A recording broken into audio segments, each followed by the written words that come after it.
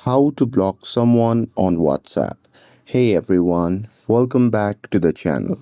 In today's video, I'll show you how to block someone on WhatsApp.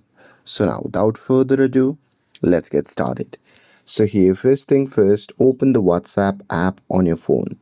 And now here, once you're inside the app, simply locate the person that you want to block on WhatsApp.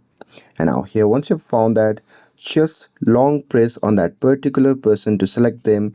And now here, once you have selected them, just tap on the three dot icon shown in the top right corner of the screen. And now here, from the drop down menu, you'll see the option labeled as block. So simply tap on it. Now here, you just have to tap on the block option to confirm your action, and with this that particular person will be blocked on WhatsApp. And that's it. With this, if you found this video helpful, then don't forget to like, share and subscribe to get updated for more videos. Thanks for watching, and I'll see you in the next video.